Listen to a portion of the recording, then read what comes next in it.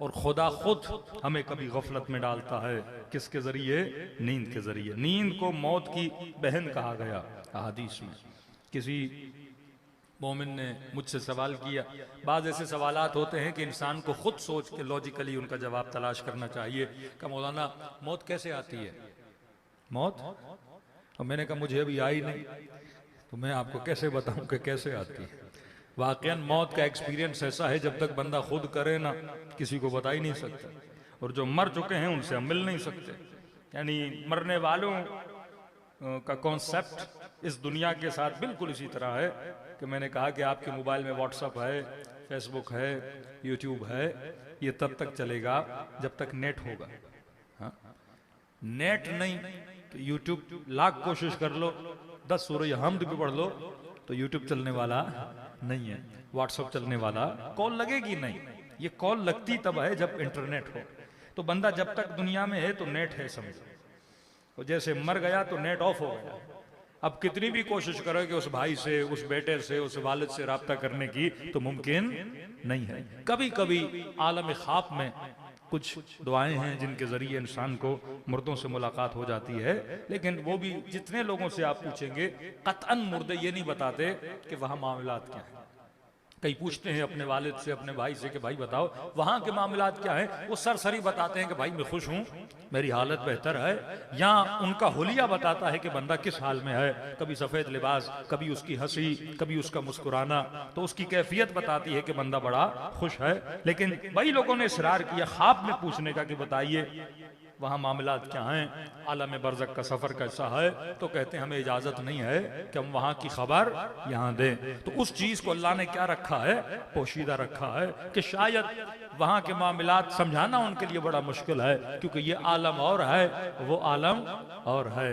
अब एक बंदे ने कभी जिंदगी में आम देखा नहीं, आप क्या बताओगे कि आम का जायका कैसा होता है? तो कई चीजें ऐसी होती हैं जिसको एक्सपीरियंस न किया जाए, तजुर्बा न किया जाए, तो बंदा बता नहीं सकता। लेकिन मौत के हवाले से क्योंकि हदीस है कि नींद मौत की बहन है, तो उन्होंने कहा कि मौलाना मौत कैसे आती है? तो मैंने कहा जैसे नींद आती है वैसे ही मौत आती है। कहा मैं समझा नहीं। मैंने कहा देखो, आज तक आपको याद है कि आपको नींद कब आती है?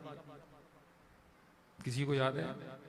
हमें यह याद होता है कि मसलन में बिस्तर पे जब लेटा था रात के 10 बज रहे थे, लेकिन वो घड़ी जब आप नींद में जाते हो वो किसी को याद नहीं होता, सडनली आती है और बंदा नींद में, किसी को नहीं पता होता कि मैंने ये जो मेरा माइंड है ये कब शट डाउन हो जाएगा, कब ये ऑफ होगा, वो घड़ी किसी को याद नहीं रहती। हाँ गहरी नींद आ रही है, लेकिन जब आती है तो अचानक आती है। मैंने कहा मौत का फलसफा भी बिल्कुल ऐसा है, बंदे को पता नहीं लगता, अचानक मौत आ जाती है। अब एक चीज ने अचानक आना है तो उसकी तैयारी कैसी होनी चाहिए? बता के तो उसने आना नहीं है। कई लोग कहते हैं मौलाना क्या 3 दिन पहले पता लग जाएगा कि हम मरने वाले हैं? मैंने कई लोग हैं उनको 3 दिन तो क्या, उस एक घड़ी पहले भी पता नहीं होता। बहुत बंदा इतना मुत्तकी और परहेजगार हो जिसे इशारा दिया जाए कि अब मर जाओगे। मैंने कहा बाकी सरसरी इशारे खुदा बहुत देता है जिनकी तरफ हमारी तवज्जो नहीं होती। मसलन आपके बाल पूरे ब्लैक थे, अचानक दाढ़ी में सफेद बाल आ गए, आईने के सामने खड़े, हर सफेद बाल तुझे मौत का पैगाम देता है, हर एक सफेद बाल। अब जिनकी दाढ़ियां नहीं है वो काट के पैगाम को उड़ा देते हैं, जिनकी हैं वो रंग लगा के पैगाम को उड़ा देते हैं। मैंने कहा बालों का झड़ना, सफेद बालों का आना, ये पैगाम है कि बंदा क्या हो रहा है, बूढ़ा हो रहा है। कमर की तकलीफ, घुटनों की तकलीफ, बुढ़ापे का आना, पस्तियों की तरफ जाना, ये सारे पैगामात किसके हैं? ये मौत के पैगाम है। हम उनकी तरफ तवज्जो नहीं कर रहे। हम बार बार रंग करके, कलर करके कहते नहीं नहीं मौत तुम कहां आनी हो, मैं तो अभी बहुत जवान हूं। और फिर खुदा कई जवानों की जिंदगी लेके पैगाम देता है कि ये मत कहना कि मौत जवान को नहीं आती। कई ऐसे बूढ़े जो 90 साल से ऊपर है अभी भी जिंदा है, घर वाले परेशान है बंदा कब जाएगा। और कई ऐसे जवान हैं किसी की तवक्को नहीं होती है जवान जाएगा, अचानक गुर्दे फेल हो गए, कोई ऐसी खतरनाक बीमारी आ गई, बंदा 6 दिन में खुदा हाफिज करके दुनिया से चला जाता है। तो खुदा बेदार तो करता है, लेकिन तू खुद बेदार होना नहीं चाहता। कई औकात हकीकत बताई जाती है, लेकिन हम एक कान से सुनते हैं, दूसरे कान से निकाल देते हैं। अब कान की बात को कुरान कहता है उलाइका विक़्रुन फ़ी आज़ानिहिम। बाज लोग ऐसे हैं जिनके कानों में कंकर डाला गया, जिनको उर्दू में हम कहते हैं कि जनाब के कान भारी है, गोया कंकर डल चुका है। आप 10 बार बोलो, लेकिन वो ऐसे एक्ट करता है जैसे उसने सुना ही नहीं है। पर मैं बाज लोग ऐसे हैं जिनके कानों में कंकर है, हम बार बार पैगाम में मौत देते हैं, लेकिन बंदा बेदार होने के लिए तैयार नहीं है। अब एक चीज अचानक आनी है, मैंने उसकी तैयारी कैसे करनी है। आयतुल्लाह उज़्मा शिराजी बुजुर्ग, कुछ लोग उनके पास गए कि क़िबला, अगर आपको पता चले कि आपकी जिंदगी का आखिरी हफ्ता है और आप दुनिया से जाने वाले हैं, बताइए आप जिंदगी कैसे गुजारेंगे।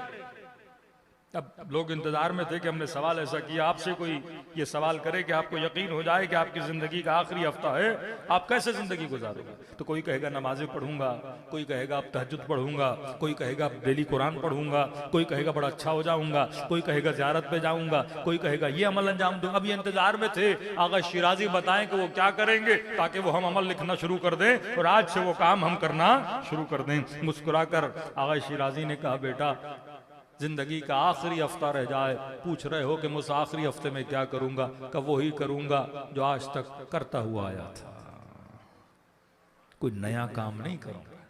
मतलब अली वाले, रसूल वाले जिंदगी ऐसे गुजारते हैं, अगर 1 घंटे के बाद ये बोला जाए कि आपकी टिकट कट चुकी है और आगे चलना है, कहे मेरा बोरिया बिस्तर तैयार है, जब ले जाना चाहो मुझे ले जाओ। ये बिल्कुल ऐसे है कि आपको कोई मोमिन बोल दे, भाई इस 1 महीने में कभी भी कॉल आएगी और शायद 1-2 घंटे में आपको एयरपोर्ट जाना पड़े करबला के लिए, तैयारी रखना। अब आप क्या करोगे, एक छोटा सा बैग बना दोगे, उस बैग में 3-4 कपड़े, 1 तौलिया, जरूरत की चीजें, अब बैग वो पैक होगा। अब आप कहोगे कभी भी फोन आएगा, मैंने बस बैग उठाना है, पासपोर्ट हाथ में रखना है और एयरपोर्ट की तरफ जाना है। तो यही आगा शिराजी ने कहा 1 हफ्ता क्या, अगर मुझे बोला जाए आधा घंटा जिंदगी का बाकी है, मैं वैसे ही जिंदगी गुजारूंगा जैसे गुजारता हुआ आया था। ये वो जुमला है अमीरुल मोमिनीन का। फरमाया हम पर और हमारे शियों पे फर्क नहीं पड़ता कि मौत उन पर आए या वो मौत पर आ जाए, वो हमेशा मौत के लिए क्या रहते हैं, तैयार रहते हैं। सलवात पढ़े मोहम्मद वाले।